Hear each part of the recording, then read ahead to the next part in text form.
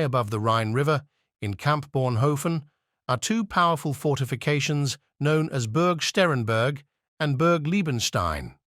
These fortresses are located in close proximity to one another and are separated by a stone wall. In the beginning, the noble lords who were called after Burg Sterrenberg thought that it was sufficient. In the time when the widower and two young sons of the knight Werner of Sterrenberg resided the castle, this situation underwent a transformation. The younger brother, Conrad, was maturing into a fiery and belligerent young man, and Henry was named after the oldest son. Henry was named after the eldest son. Although brother Conrad was a natural-born knight, he would have been better off as a monk by every other measure. On the other hand, the law governs inheritance in a different way.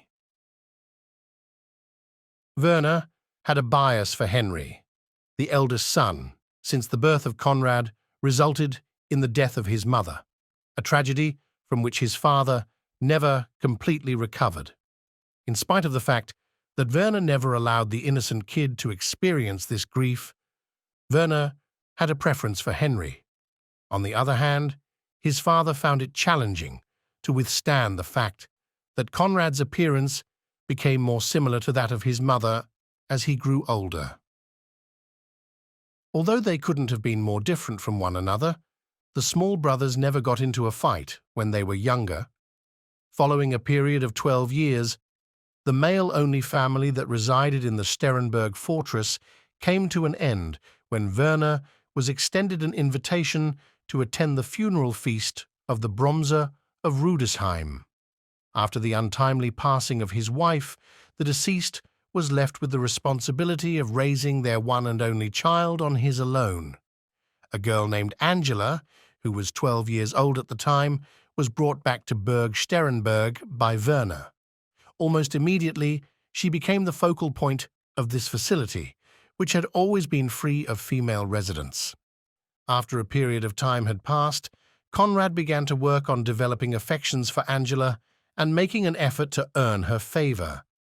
Henry's mood also altered upon seeing her, but he would not have the confidence to do what she requested him to do, which was to put a ribbon in her hair.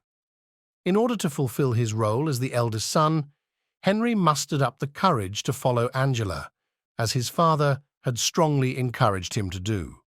It wasn't until Conrad tried to force his fist up Henry's nose that Henry recognized that Conrad also had feelings for her. Immediately after that, Angela discovered that she was caught in the middle of two raging fires. As she got older, the significance of her choice between the two young suitors became more important to her. Despite the fact that Conrad had more passion, Henry was the heir. Therefore, it was a difficult choice to make. By the end of the day, she accompanied Henry. On the other hand, Conrad was unable to give up and instead increased the intensity of his efforts to earn her favor. The father took note of all that had transpired and deliberated about the various measures that might be used to temporarily remove his younger son from the residence. Bernhard of Clairvaux made his appearance along the Rhine, where he recruited young people to join his crusade. Eventually, a solution was found without his aid. However, Conrad took the initiative and went with Werner, despite the fact that Werner had prohibited his successor from moving further. "Will I see you again?" Angela inquired of Conrad before to his departure. "Indeed," he said when he was asked whether she would wait for him. He was the one who responded. In response to her inquiry, she said, "And you will keep your heart free for me?" It was the question that could not be answered. He vowed heart and hand with such earnestness that it instilled in her both courage and hope. Following Conrad's departure, Henry began his wooing of Angela in line with his father's expectations.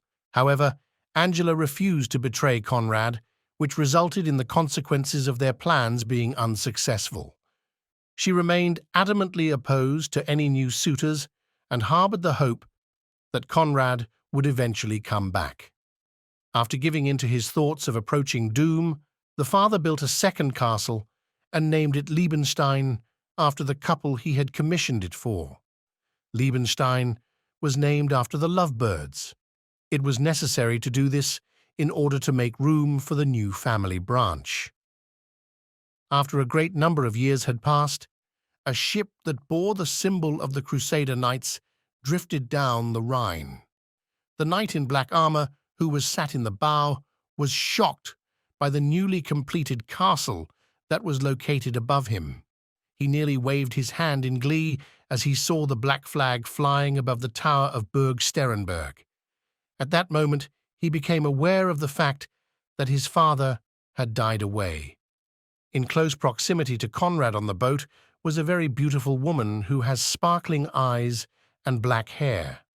In addition to expressing thanks, the Greek woman went home with Conrad as his wife, after supporting him in escaping from the Saracens who had him in captive. This was not the only reason why she did this. Conrad never entertained the notion that Angela could continue to be faithful to him for a period of 5 years, despite the fact that she had previously decided to alter her opinion about him. Back at his house, he was under the notion that she had tied the knot with his brother. Through the assistance of the Greek woman, he crossed the drawbridge of Burg Sterrenberg and came upon the bones of his father, which were placed in a coffin under the tall archway. Henry, his brother, mistook his brother's move for a signal to draw his sword, and as a result, both of them fell to their deaths. The last show of respect that he had performed was drawing his sword. As a result of Henry's anger at his broken love, his envy of his brother's success, and his desire to make up with Angela, his wife, whom he had abandoned, his assault was more than simply a random act of violence. For Angela, it was an excessive amount. She was in utter disbelief. The combination of her disillusionment with her own love and allegiance, the danger of violence from her 2 brothers, and the agony she felt from the loss of a father figure was too much for her to bear. She positioned herself in the middle of the blades, which almost caused her to become a victim herself. Both of the brothers quickly placed their swords away in their respective backpacks. It was a customary procedure for them to accompany their father's body to the cemetery with them. As soon as they entered their respective castles, they closed the doors behind them. When Angela made the decision to become a nun, she immediately put on the veil. Almost immediately after that, she died away in the Bornhofen convent, which is situated underneath the castles. A different woman eventually became Henry's wife after a number of years had passed.